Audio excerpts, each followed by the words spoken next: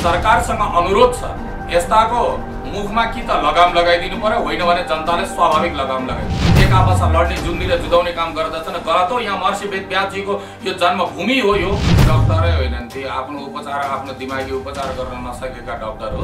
भोलि वाइनको त्यो वानकी मुन के नाम छ नि उनको, अब तिनको चाहिँ आदरणीय गुरुआमा भनेर लेखेका छन्। अब यसलाई के भन्नु, बुद्धिमा डडेलो लागेको भनौँ कि के भनौँ, एउटा पार्टीको हुन अथवा समूहकाले व्यक्तिहरूले यो झन्डा जलाउनलाई चाहिँ मधेसी, आदिवासी, जनजाति, थारू अनि यस्ता व्यक्तिहरूको चाहिँ समर्थन छ। यो झन्डा जलाउन ठिक हो भनेर विज्ञप्ति नै जारी गरेका छन्। यो चाहिँ वास्तविक कुरा के भनेदेखि संसदमा एकचोटि जुन आवाज उठेको थियो नेपालको झन्डा बदल्नुपर्छ, नेपालको नाम बदल्नुपर्छ, त्यो बेलामा सरकारले खास एक्सन लिएन क्या। र यस्ता विखण्डनकारी केही तत्त्वहरू चाहिँ जसले लगानी बाहिरबाट गरिएका छन्, मसँग त्यस्तो प्रमाणहरू पनि छन्। आफूले बोल्दै गर्दा बिचराहरूलाई यति पनि थाहा भएन तारा राखिएको छ, त्यसमा खुकुरी छ। खुकुरीकै वीरताको प्रतीक हो। वीर को हुन्छ? अनि झन्डाले कसको टाउकामा गएर त बाहुन होस्, त क्षेत्री होस्, त जनजाति होस्, त दलित होस् भनेर कहिले भनेका छ? त्यसलाई चाहिँ वास्तवमा राजनीतिले यदि यो सरकारले नियन्त्रण गर्न सक्यो भने सक्यो, नभए यो सरकार स्वाभाविक रूपले ढल्छ।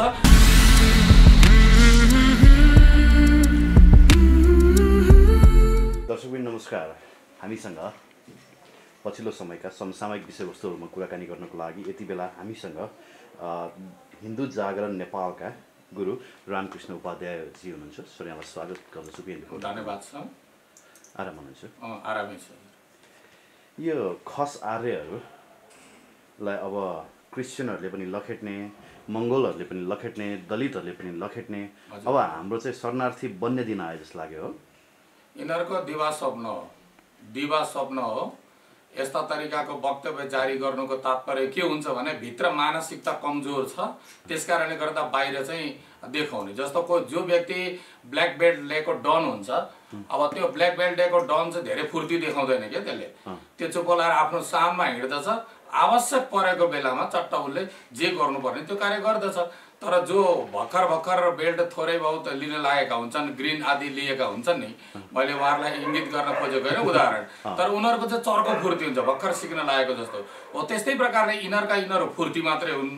यिनीहरू फुर्ती देखाएर हामीलाई तर्साउन खोजेर हामी डराउँछौँ, हामी कायर हुन्छौँ भन्ने खालको जुन एउटा भावना छ हो, त्यो देखाउन मात्रै खोजेको। तर यो चाहिँ उनीहरूबाट सम्भव हुनेवाला पनि छैन।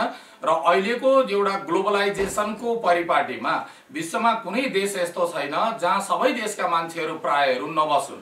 अब त्यस्तो परिवेशमा चाहिँ यो शरणार्थी अथवा यो चाहिँ यसको वास्तविक मूलवासी आदि यी सबै आदिवासी, मूलवासी, शरणार्थी सबै आमाको पेटबाटै जन्मेका हुन्, यही धरतीमै जन्मेका हुन्। कसलाई कहाँ जन्मिन कतापट्टिबाट लेखेको छ त्यो त्यही नै जन्मिन्छ।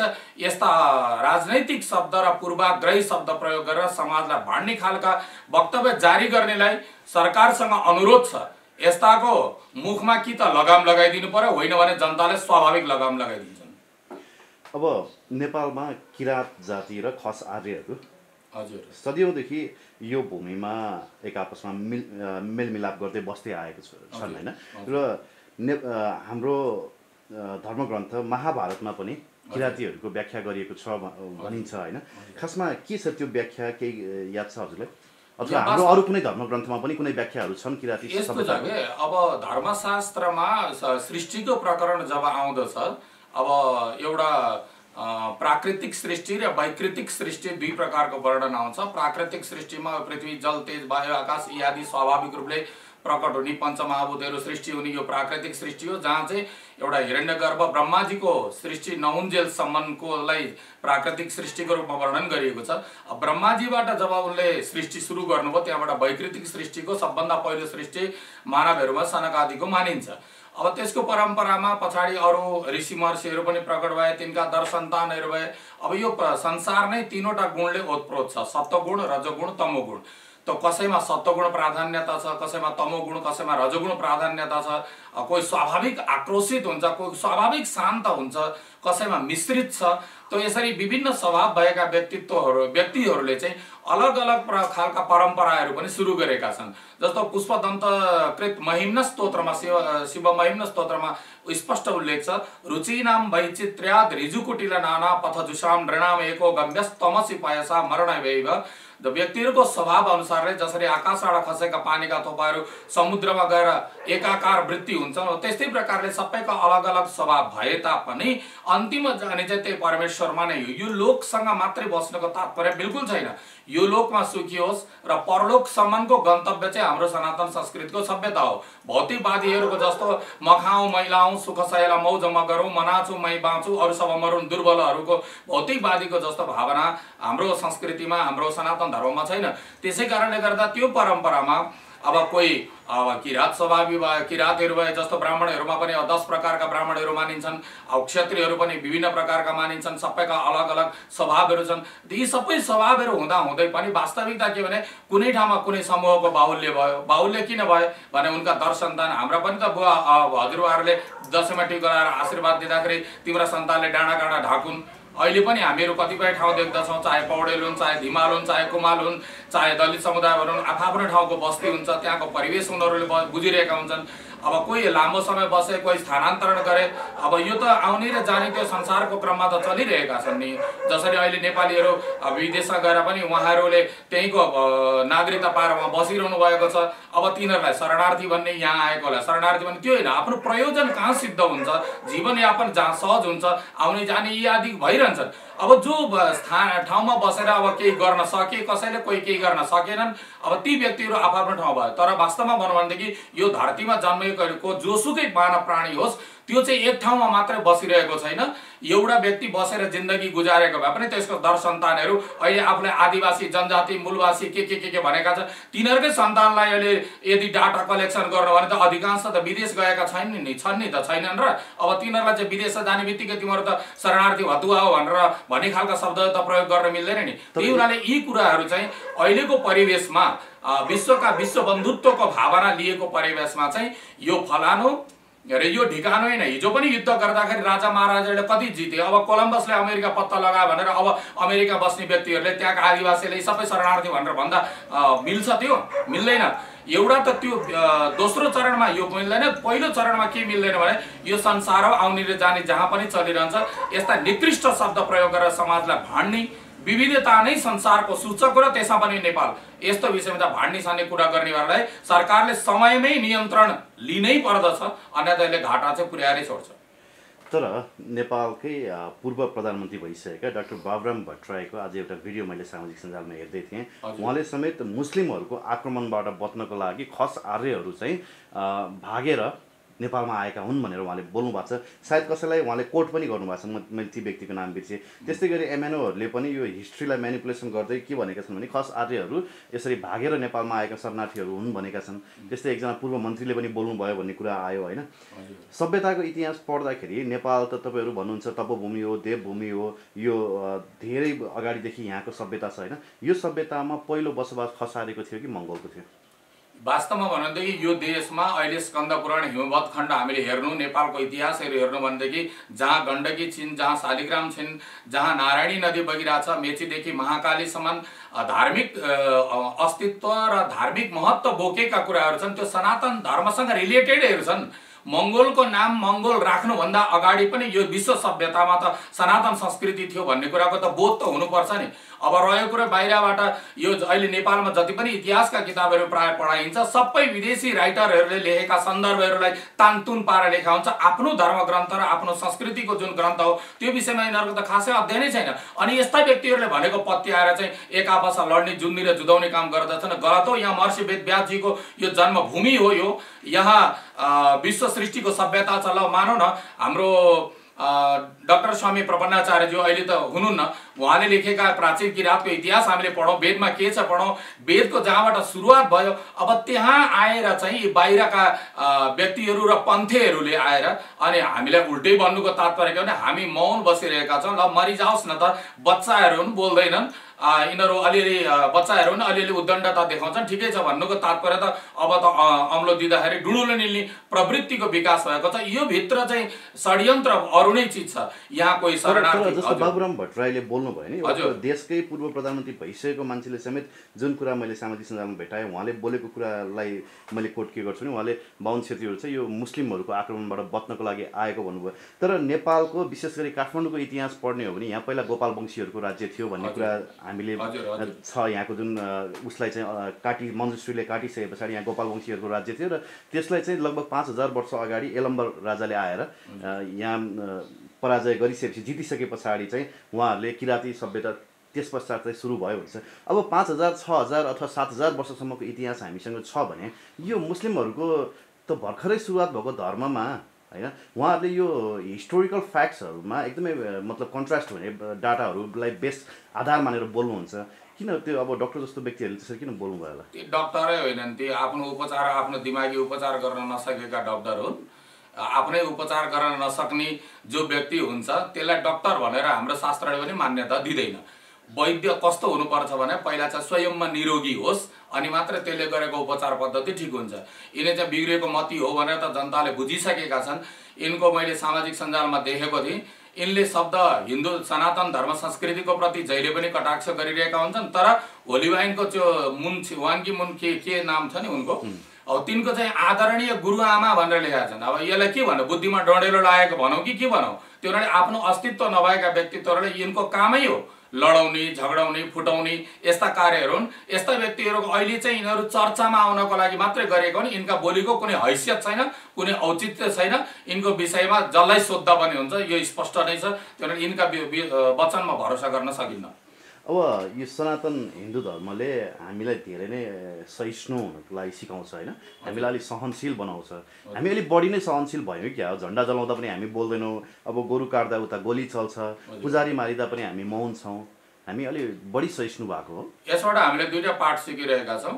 एउटा चाहिँ सहनशील हुनु यो कायरता सम्झिँदा रहेछन्, त्यस कारणले गर्दा अब त्यतातिर जानु हुँदैन। अब हामीले चाहिँ आफ्नो जुन 60-60 समाचारित भनेर नीतिको निर्देशन छ त्यो अनुसारले हिँड्नुपर्छ भन्ने एउटा पाठ सिकाइरहेका छौँ। दोस्रो कुरा चाहिँ सहनशील हुँदाखेरि कसले हामीलाई आक्रमण गर्ने कुन चाहिँ हाम्रा वर्गीय शत्रुहरू रहेछन् सनातन धर्मका, यसको पनि पहिचान गराइरहेको छ। पहिचान हुँदै जाओस् न, अनि त्यस पछाडि त हामीले कसरी ट्याकल गर्नुपर्दछ। अहिले पनि एउटा मैले यहाँ एकजना एउटा पार्टीको हुन् अथवा समूहका व्यक्तिहरूले यो झन्डा जलाउनलाई चाहिँ मधेसी, आदिवासी, जनजाति, थारू अनि यस्ता व्यक्तिहरूको चाहिँ समर्थन छ। यो झन्डा जलाउनु ठिक हो भनेर विज्ञप्ति नै जारी गरिरहेका रहेछन्। अब दलितहरूलाई, मधेसीहरू, थारूहरू जुन समुदाय छन्, यो राष्ट्रसँग जोडिएका व्यक्तिहरू छन्, अब तिनीहरूले चाहिँ झन्डा जलाएकोमा समर्थन गर्छन् त। यी फटा 2-4वटा कताबाट तानेर ल्याएर समावेशीको नाममा जोडेर हाम्रो त यो व्यक्ति दलित समूहबाट के ती समूहमा लाग्ने व्यक्ति समग्र दलितको प्रतिनिधित्व गर्छन्?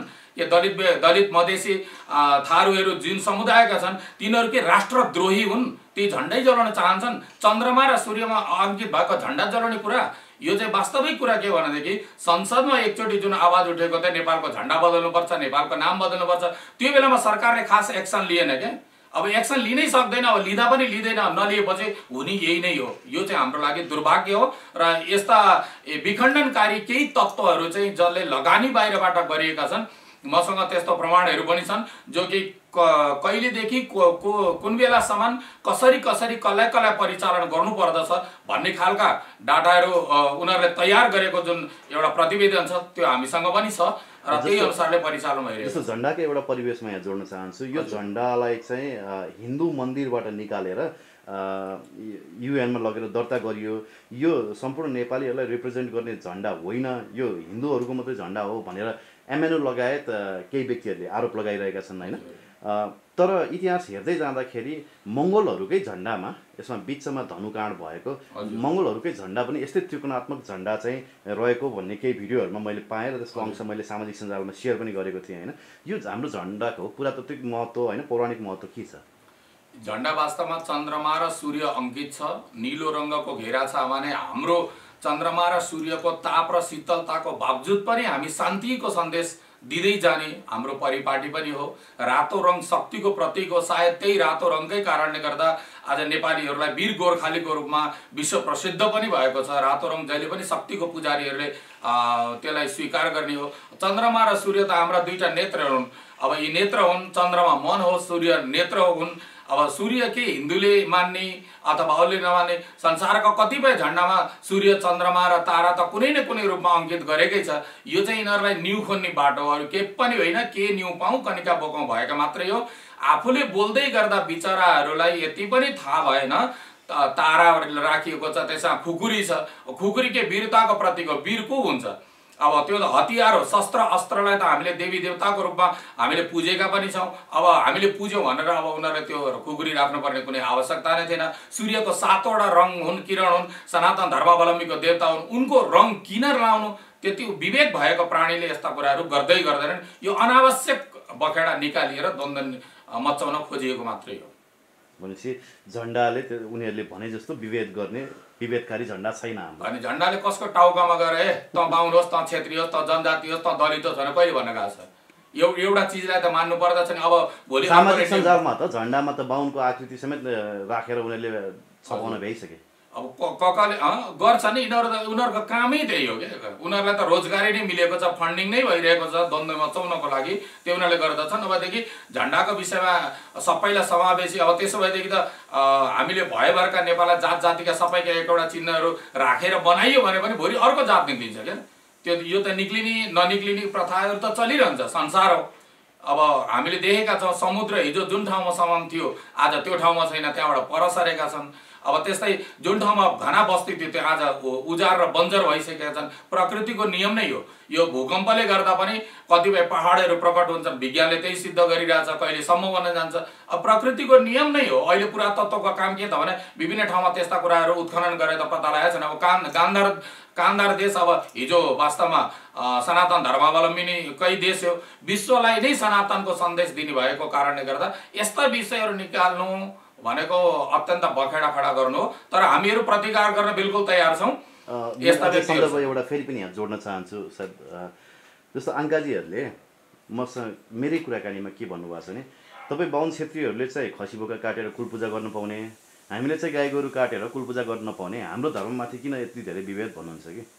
यो पनि उहाँको बखेडा हो। उहाँ यदि गाई खानुहुन्छ भने ल ठिक छ, म गाई लिएर जान्छु, लु खाइदिउँ न त, सँगै बसेर उनले अगाडि नै बसेर खाउन्। कतिवटा गाई मात्रै खानुपर्छ, अरू चाहिँ खान नपाए। फेरि उनी गाई नै खाने कुरा गर्दछन् भनेदेखि रह्यो कुरा। कुलपूजामा गाईको र बाख्राहरूको तुलना हुन सक्दैन।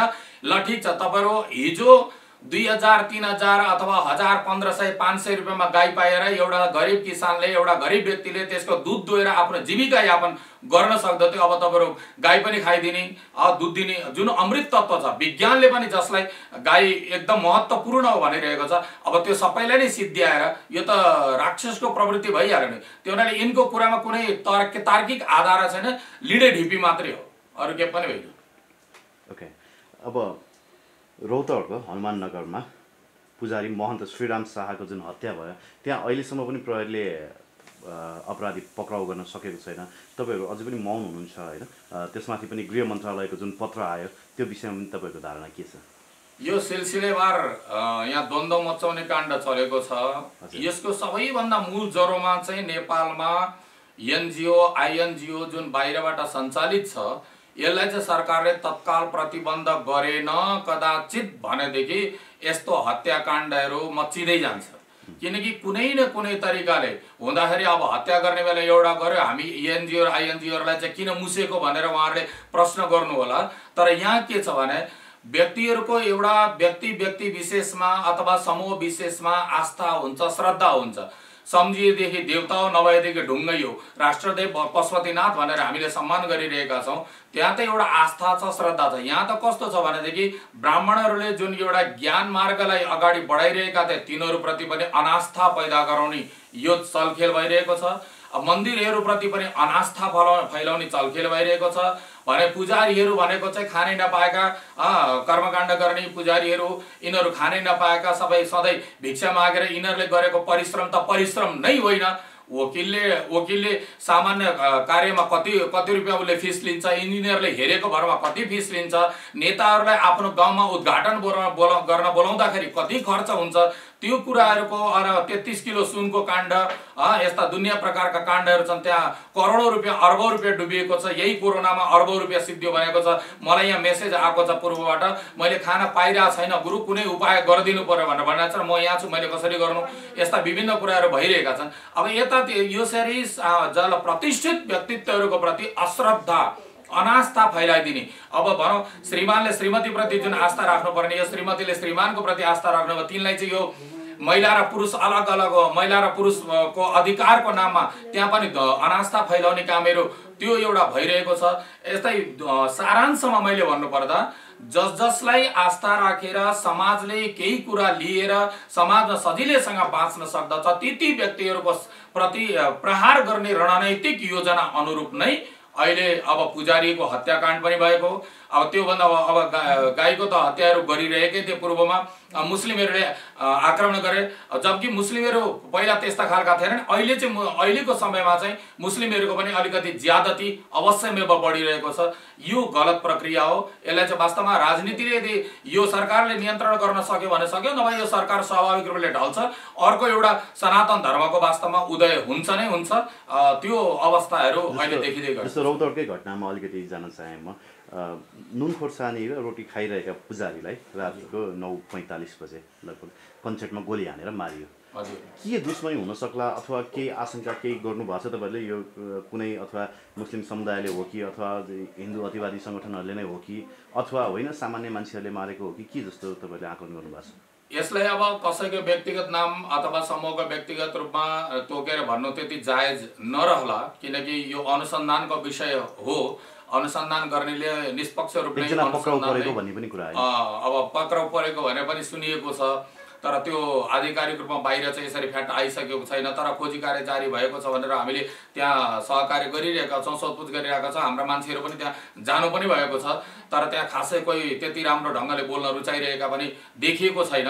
तर एउटा साधारण बेसमा बसेको घर परिवार त्यागेर सबै छोडेर नुन खोर्सानी र रोटीसँग चोबेर खाँदा दुश्मनी हुन सक्ने होइन। उनको वास्तवमै व्यक्तिगत दुश्मनी त सायद नहोला। अब अनुसन्धानले के भन्छ हेरौँ। हामीले अब प्रहरीहरूको अनुसन्धानप्रति हामीलाई विश्वास छ, उहाँहरूले जे भन्नुहुन्छ हामी मानौला। तर सरसर्ती हेर्दाखेरि त्यो व्यक्तिको जसले सबै छोडेर, एउटा फेरि प्रसिद्ध मन्दिर पनि होइन, अप्रसिद्ध मन्दिर हो। अब त्यहाँ कुनै धेरै ठुलो आम्दानी हुनेवाला पनि छैन, जबकि धनको रूपमा कसैको दुश्मनी भएको त्यस्तो पनि देखिएको छैन। त्यो हुनाले यो के भने द्वन्द्व मचाउन मात्रै गरिएको, नभए अहिले पूर्वमा जुन गोरु काटेर खाए नि, अब यो बेलामा गोरु काटेरै खानुपर्छ भन्ने छ र? त्यही पनि हिन्दू बाहुल्य भएको देशमा यस्तो गर्दा द्वन्द्व हुन्छ, झगडा हुन्छ भनेर जान्दै पनि निहुन्नुपर्छ र? त्यही त ठ्याक्कै यही बेलामा झन्डा जलाउने, यही बेलामा चाहिँ ऱ्याप मार्फत बाहुन छेत्रीलाई शरणार्थी भन्ने, लखेट्नुपर्छ भन्ने, यता एमएनओ लगायत आङ्काजीहरूको ग्रुप उहाँहरूको सङ्गठनै चाहिँ यसलाई समर्थन गर्ने, उता मुस्लिमहरू गोरु काटेर खाने, यता पुजारी मार्ने, यो सबै दृष्टान्त हेर्दाखेरि गृहको जुन गृहले पठाएको जुन पत्र छ त्यसलाई पनि फोकस गरी हेर्ने हो भने यो कतै विदेशीको ठुलै चलखेल छ कि अथवा नेपालमा यो धार्मिक युद्ध मचाउन लागेको हो कि त्यसलाई रोक्नको लागि गृहले त्यो पत्र पठाएको हो कि जस्तो के लाग्छ तपाईँलाई? यदि सरकारले अब त्यो युद्ध रोक्नको लागि भने यो तरिकाले होइन, त्यो पत्रमा एउटा कुरा चाहिँ स्पष्ट लेखिएको के छैन भनेदेखि त्यो हत्या भएको केसलाई चाहिँ चाँडैभन्दा चाँडै अनुसन्धान गरेर बाहिर ल्याइयोस् र जसले गर्दा त्यो द्वन्द्व मचाउन खोज्नेवाला व्यक्तिहरूलाई द्वन्द्व मचाउन खोजे भने पनि त्यसलाई नियन्त्रणमा लिइयोस् भनेर भन्नुपर्ने। तर त्यहाँ हत्याको विषय चाहिँ खासै उद्धृत गरिएको छैन र त्यसलाई कडा कारबाही गर्नको लागि, खोजी गर्नको लागि दबाब त्यो पत्रमा दिएको छैन। त्यो हुनाले गृह मन्त्रालयबाट यो गोप्य भनेर भनिएको कुरा कसरी बाहिर आयो, गृह मन्त्रालय कतिसम्मको कमजोर रहेछ, यहाँका भित्री सूचनाहरू कसरी बाहिर जाँदा रहेछन्, यो गृह मन्त्रालयमा बसेका व्यक्तिहरूले मन्त्री पद पड्काएर 2-4 जनासँग भेटेर मात्रै टाइम लस गर्ने होइन कि यहाँ द्वन्द्व हुने सम्भावना भइरहेको छ। यसलाई चाहिँ रोक्नको लागि उहाँहरूले कडा कदम चाल्नु नै पर्छ भन्ने चाहिँ हाम्रो अनुरोध हो। वास्तवमा त्यो हत्या गर्नु नाजायज। यसरी जसले पनि गराइरहेका छन् नि, कति गर्न मन लाग्छ गर्नु, सुनारको 100 चोट र लोहारको 1 चोट हुने दिन चाहिँ नआओस्। यही नै सबैलाई जानकारी गराउन चाहन्छु। हस्, समय संवादको लागि धन्यवाद दिन चाहन्छु। धन्यवाद छ यो मिडियालाई हेरेर बस्नुभएका दर्शक महानुभावहरू र सम्पूर्ण श्रोता महानुभावहरूलाई पनि धन्यवाद ज्ञापन गर्दछु।